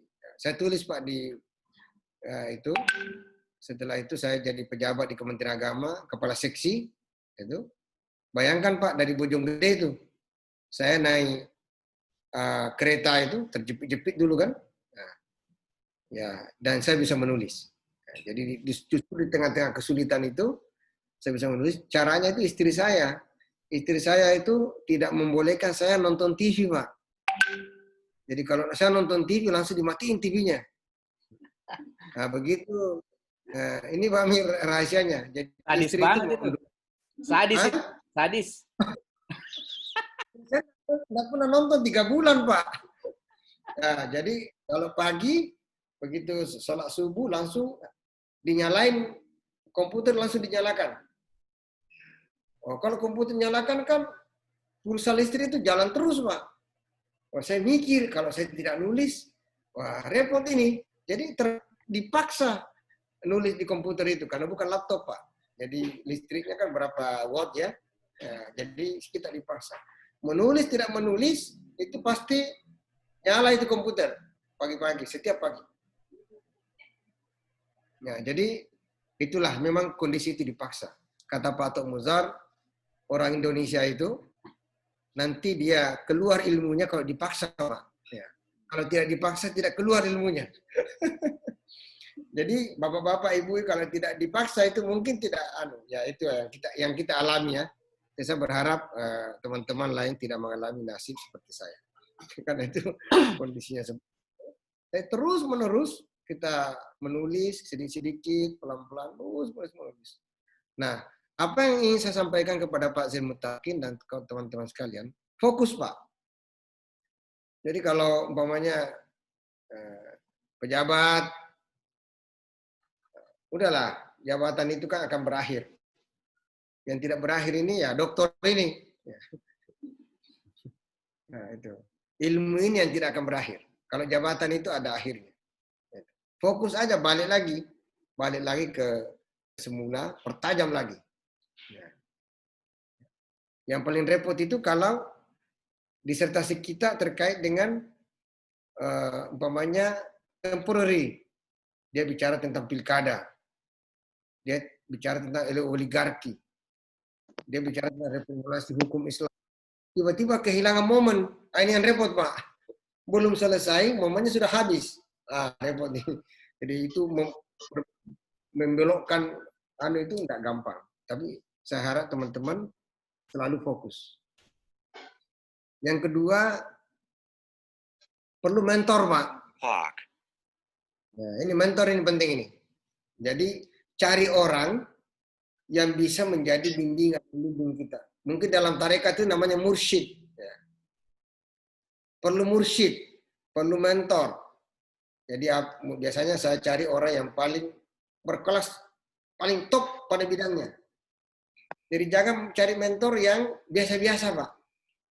Jadi umpamanya tadi siapa Mbak Nisa itu bicara mengenai dirasatus sanad. Cari orang yang ahli sanad satu-satunya. Saya dulu karena kajian saya sosioantropologi, maka saya cari di Jogja orang yang paling hebat di Jogja itu. Nggak ada duanya. Nah itu saya cari mentor. Jadi saya ingin berbagi, barangkali ada manfaatnya, Pak Zain Mutakin. Anda nulis apa?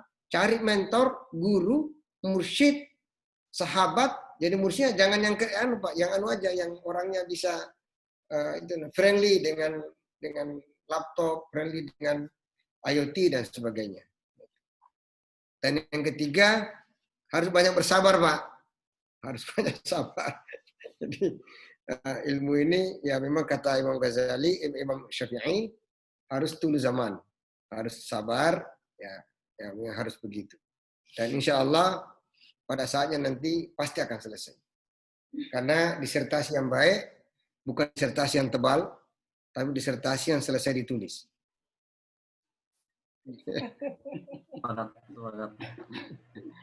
Baik, terima kasih Pak Zain. Ini menarik sekali. Jadi tadi kesimpulannya, catatannya 2. Pertama fokus. Yang kedua cari mentor yang cocok atau sesuai dengan keilmuan kita, yang paling ahli di bidangnya.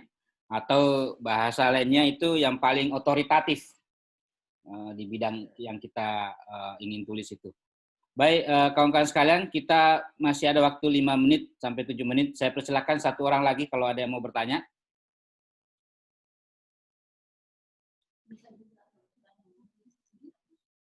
Ya, Assalamualaikum Pak Ketua. Silakan Pak Kiai Lutfi, silakan. Iya. Bismillahirrahmanirrahim. Assalamualaikum warahmatullahi wabarakatuh. Terima kasih Pak Dr. Muhammad Zain telah meluangkan waktunya untuk kita semua. Menyambung dari pertanyaan atau tadi yang dari Bu Zahra. Saya tertarik Pak Zain karena Pak Zain dulu pernah menjadi ketua Litbang lektur ya, yang menangani naskah-naskah kuno. Kebetulan saya S1 skripsi dan tesis saya juga mengenai naskah Pak Muhammad Zain, Pak Doktor ya. Jadi saya tertarik memang dari awal itu sudah mengkaji tentang naskah, bahkan boleh dikatakan saya hampir tidur di Perpustakaan Nasional untuk mencari naskah kuno Pak Doktor gitu ya. Nah pertanyaan saya ini keinginan saya ya, saya juga sampai sekarang masih tertarik gitu ya, biarpun kuliahnya di tafsir hadis, karena sepanjang saya cari memang tafsir-tafsir yang berupa naskah kuno itu masih boleh dikatakan jarang sekali ya, khususnya di karya-karya ulama-ulama Nusantara Pak Doktor gitu. Karena di Litbang ini pernah tahun 2017 Pak ya, ada penelitian tentang naskah-naskah kuno yang pada saat itu diketahui oleh Profesor Oman Fatur Rahman Pak Muhammad Zain, dan mungkin udah selesai sampai sekarang kali ya. Saya ingin ada hasil dari saat itu penelitian itu yang berupa laporan-laporan penelitian dari se-Indonesia, yang dikumpulkan naskah kuno dari Aceh sampai ke Merauke ya, dari Sabang sampai Merauke. Nah saya pengen ada hasilnya itu, saya ingin Pak Zain itu memberikan laporan itulah, naskah-naskah apa aja yang ada dan di mana. Bahkan saya dengar juga mau ada digitalisasi naskah-naskah kuno tersebut.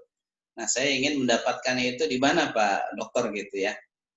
Karena saya udah terlanjur cinta dengan naskah kuno. Kebetulan pada saat S1 itu saya juga sebagai sekretaris organisasi pecinta naskah ya. Saat itu ada Manasah ya dari UI, yang cabang di UIN itu cabangnya pada saat itu membuat cabang Manasah di UI, di IAIN, pada saat itu masih IAIN. Nah, saya termasuk sekretarisnya saat itu. Nah, jadi saya ingin Pak Dokter ini memberikan laporan-laporan penelitian yang saat itu Pak Oman Fatur Rahman lakukan gitu. Dan di mana saya bisa menghunting naskah-naskah penelitian itu yang sudah ada gitu. Karena yang saya dengar itu saat itu mau digitalisasi ya naskah-naskah tersebut. Nah, saya kira itu aja Pak Dokter, Pak Ketua, Pak Amir. Baik, terima kasih. Satu lagi Pak Suprapto, ini ketua kelas saya dulu di semester 1 nih. Silakan, langsung sekalian. Oh ya, oke, enggak. Yang lain satu lagi kalau ada? Kalau tidak ada, saya persilakan ke Pak Dr. Zain untuk memberikan tanggapan ini. Mohon bantuannya katanya. Bagaimana caranya? Saya boleh bertanya? Bu Siti silakan, Bu Siti silakan langsung. Ya. Pak Prapto dulu ya Pak? Enggak, silakan. Pak Suprapto sudah minta lain kali. Ya, silakan Bu. Oh ya. Begini dokter, selamat malam, assalamualaikum. Waalaikumsalam. Ibu di kelas apa Bu? Ya? Kelas 3 apa? Bareng sama Pak Prapto tuh. Oh, oke, iya. Silakan. Silakan. Tapi waktu makan-makan di rumah Dr. Muhammad Zain, saya ikut sama Bu Asriati. Oh iya, silakan. Begini dokter, sebenarnya saya sudah punya judul yang pernah saya sampaikan ke Bu Bunda Rian. Ya. Cuman memang terus terang dari Bunda Rian sendiri, menurutnya judul punya saya itu kurang apa ya, kurang greget apa ya, kurang ada pertentangan begitu. Nah, akhirnya saya mulai melirik lagi ke hal-hal yang berbau sufi, sufi atau apa ini nggak ngerti lah saya. Saya mohon arahannya dari Pak Dokter. Jika saya ingin mengangkat tema tentang barokah, itu sebaiknya saya masukkan ke wilayah Quran atau ke tasawuf ya, lebih baiknya itu. Mohon arahannya dari Pak Dokter. Karena saya tidak yakin nanti satu kali saya melontarkan judul ke Bunda Rian, seperti yang pertama itu, langsung diterima gitu. Makanya mungkin saya harus melirik lagi ke beberapa ini, termasuk mungkin nanti psikologi, walaupun ya secara pribadi saya kurang senang sebenarnya dengan psikologi gitu. Bisa mohon arahnya, tapi yang tentang barokah. Tentang barokah tadi. Yang kemarin ditolak itu judulnya apa, terus yang mau diajukan itu apa kira-kira, sudah supaya ada bayangan Pak Dokter bisa memberikan jawaban. Oh ya. Yang pertama itu kontribusi perempuan terhadap apa ini? Judulnya sebentar.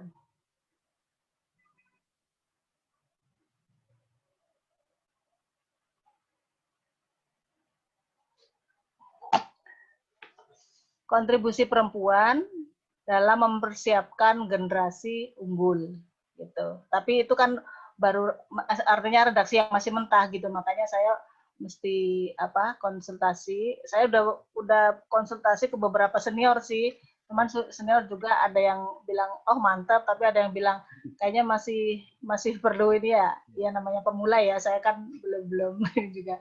Nah itu saya melirik tentang barokah gitu. Nah barokah ini lebih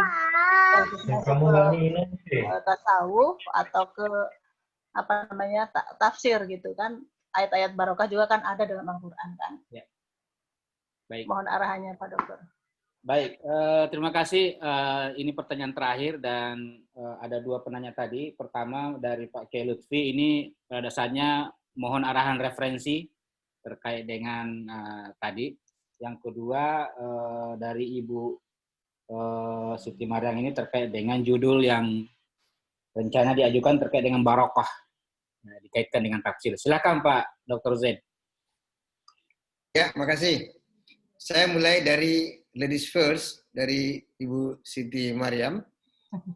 Saya pikir judul itu bagus ya, dan nanti dicek aja nanti, karena memang dalam Al-Quran kan banyak ya, bibak kata mubarakah, Mekah itu dianggap tanah suci, tanah yang penuh berkah, kemudian Lailatul Qadar sebagai Lailatul Mubarakah, dan sebagainya. Dan pokeb ini, istilah ini juga sangat dekat, lengket dengan tradisi pondok pesantren. Jadi kalau di pondok pesantren itu biasanya santri, kalau baru mau masuk di pondok, namanya dia menyebut mendapatkan berkah dari kiai. Kalau sudah lama mondok, dia mengatakan si Ahmad telah mendapatkan barokah. Jadi kalau Bu Siti Mariam itu mengatakan barokah, itu berarti santri banget. Ya. Apalagi besok tanggal 22 Oktober itu Hari Santri Nasional. Saya setuju itu, nanti dicek aja perspektifnya. Karena memang berkah ini spesifik sekali dalam tradisi kewalian, ya, dalam tradisi tasawuf juga sangat terkenal. Kalau kita membaca kitab Syekh Fairuddin Al-Attar, Tazkiratul Aulia, itu diterjemahkan dalam bahasa Inggris oleh Arbery, Profesor Arbery, dengan judul Sign of Islam. Itu bagus sekali. Di situ dikemukakan ratusan ulama-ulama sufi yang memiliki keberkahan dalam hidupnya. Tentu juga kalau kita membaca Jami' Karamatil Aulia, Itu juga ada 400-an ya ulama-ulama sufi yang memiliki ensiklopedia karamat-karamat para wali. Ya. Kalau keramat itu kalau bahasa Inggrisnya bisa legenda atau anekdot sufi. Ya. Jadi itu. Jadi saya setuju itu. Nanti tergantung perspektifnya. Apakah perspektif tafsir sufi atau bagaimana? Yang jelasnya berkah itu kan semacam energi positif. Ya. Kalau dari sisi psikologinya. Nanti Ibu mengecek kira-kira larinya kemana. Apakah Anda, karena begini, menulis disertasi itu seperti mau membangun rumah pemikiran. Kalau kita tinggal di tempat yang banyak pasirnya dan banyak batunya, maka kita harus membangun rumah batu. Kalau tempat tinggal kita banyak kayu, ya, nah, jadi kita harus membangun rumah kayu supaya kita nanti gampang. Karena biasanya menulis disertasi itu adalah kulminasi dari titik puncak seseorang. Jadi semua ilmunya mulai dari taman kanak-kanak itu disedot masuk dalam menulis disertasi. Begitu juga kalau kita promosi doktor. Biasanya itu kan ilmu-ilmu kita itu tersedot semua. Pengalaman-pengalaman kita, karya-karya akademik kita, perjalanan intelektual kita tersedot di situ. Jadi nanti Ibu cek, kira-kira literatur saya ini kemana? Yang banyak saya punya. Kira-kira passion saya, karena nulis disertasi harus punya passion. Harus punya gairah yang menggelora betul. Jadi seperti api tidak akan padam.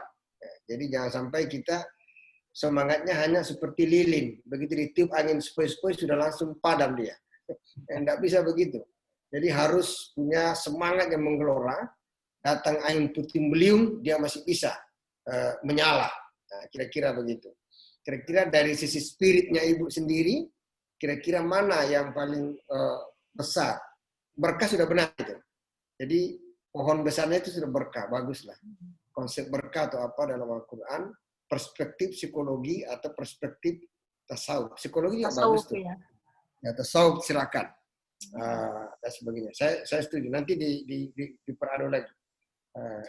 Ibu bisa search ensiklopedia, bisa search di Google dan sebagainya atau Google Drive, bisa mengecek di situ apa namanya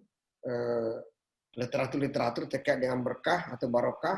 Nanti dari situ nanti mengecek begitu banyak disertasi atau artikel terkini terkait itu, lalu Ibu menentukan posisi. Saya pikir itu challenging menurut saya, bagus sekali. Ini karena ini masyarakat juga, terutama Indonesia, itu pasti memahami. Dunia akademik juga pasti sangat tertarik konsep berkah. Itu yang pertama. Yang kedua, tadi Pak Lutfi ya. Referensi, ya. Ya, Bro. Ya, dokter. Ketika saya di Litbang itu memang setiap tahun kita melakukan digitalisasi. Digitalisasi manuskrip ini dimaksudkan untuk menyelamatkan manuskrip. Jadi konservasi manuskrip itu penting supaya manuskrip ini diselamatkan. Pertama, penyelamatan manuskrip itu dari kepunahan. Karena kalau kertas, ya, daluang namanya, kertas daluang ya, kertas itu terbatas atau banjir. Jangan sampai dia kena banjir, kena hawa, kemudian kertas manuskrip itu kena gunung berapi, bisa hilang itu. Atau dijual oleh kolektornya. Jadi oleh anaknya atau ahli warisnya ke luar negeri, ke negara ASEAN atau negara-negara lain. Jadi memang setiap tahun ini adalah bagian dari program unggulan. Dan kalau saya tidak keliru, Pak Oman itu waktu itu membuat Thesaurus, manuskrip orang Islam. Jadi mungkin sudah ada 6.000 atau 10.000 manuskrip yang sudah lektur, Pak. Tapi sekarang maintenance. Waktu saya tinggalkan itu dari lagi maintenance. Tapi kalau Bapak Ibu, Pak Lutfi mau ke sana bisa. Kalau di Kementerian di sini di UIN ada namanya Pak Fadlan. Fadlan itu siapa namanya? Ya, Fadlan ya. Yang itu yang menangani.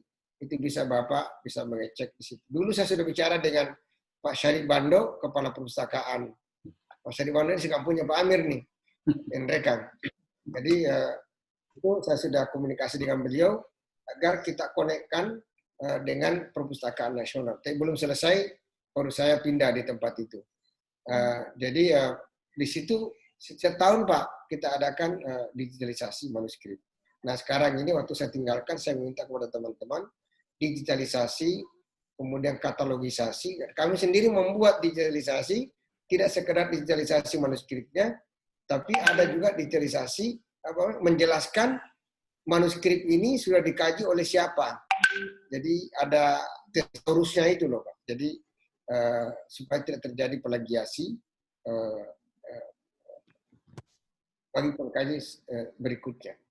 Nah kemudian dalam buku ini saya sudah meminta para peneliti di lektur agar menulis pengalamannya dia selama beberapa 1 bulan atau beberapa hari di luar negeri. Jadi ada semua di sini Pak. Ada juga MOU saya dengan beberapa lembaga di Turki untuk melanjutkan bagaimana mereka memiliki intellectual networking dengan teman-teman luar negeri. Saya pikir itu penting saya sampaikan kepada Pak Lutfi. Mudah-mudahan Bapak terus mencintai manuskrip ini, karena manuskrip ini adalah continuity intelektual, keberlanjutan intelektualitas kita, menunjukkan bahwa bangsa kita orang cerdas, pernah berjaya pada masa-masa sebelumnya. Terima kasih Pak. Ya. Baik. Sangat menarik apa yang disampaikan oleh narasumber kita malam ini, dan ini luar biasa. Sudah hampir 2 jam 40 menit, tidak terasa. Ini kita sudah diskusi, dan alhamdulillah banyak sekali ilmu yang kita dapatkan dari beliau. Dan tentu selaku ketua kelas, saya mengucapkan terima kasih banyak kepada Kakanda Dr. Kiai Haji Muhammad Zain, dan khususnya juga kepada Ibu Asriati, terima kasih atas fasilitatornya sehingga bisa menghadirkan Pak Dr. Zain malam ini. Dan kawan-kawan sekalian, saya ingin sampaikan sekali lagi bahwa program ini adalah inisiasi kami, dan kami beri nama Supporting Program of kelas 3, bisa nanti berkembang menjadi Supporting Program of kelas doktor di PT IKI, tidak hanya kelas 3. Dan saya membuka forum ini, kalau ada kawan-kawan yang punya narasumber yang bagus seperti Pak Zain ini, silahkan konfirmasi ke saya. Kemudian kita datangkan apakah itu teman, relasi, ataukah alumni. Saya sudah ada juga calon dari alumni yang berprestasi di PT IKI yang sudah berhasil. Saya mau datangkan juga nanti insya Allah. Target saya khusus di kelas, kawan-kawan saya di kelas adalah semester 3 ini tidak ada, semua anggota kelas 16 itu harus sudah ada judulnya yang diterima. Ini minimal. Target saya yang sebenarnya sesuai dengan targetnya PT IKI adalah semua 16 anggota kita di kelas 3A ini sudah diterima proposalnya. Ini target saya sebagai ketua kelas. Dan minimal semua punya judul atau sudah ujian komprehensif. Ya, mungkin ini sebagai dan mohon dukungannya kawan-kawan sekalian.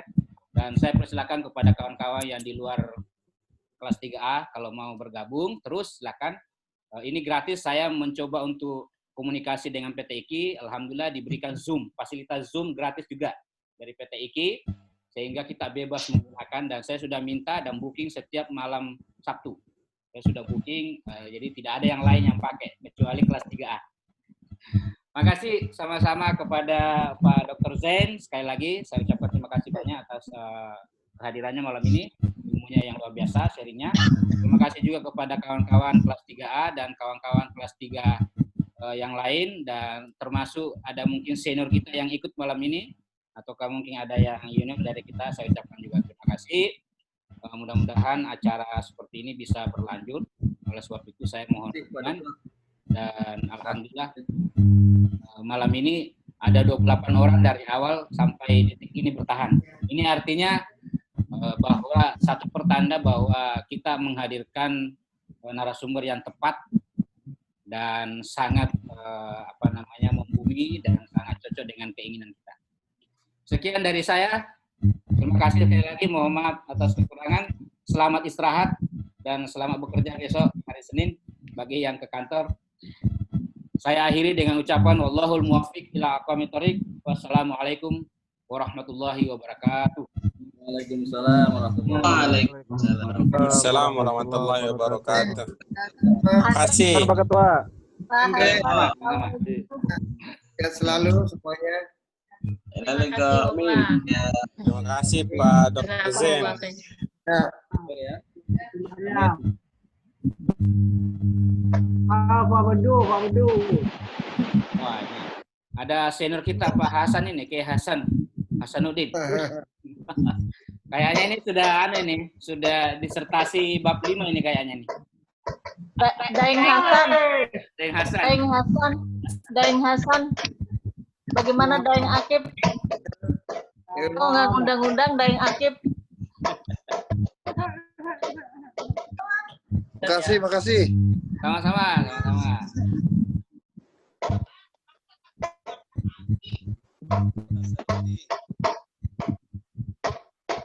Saya ini ya.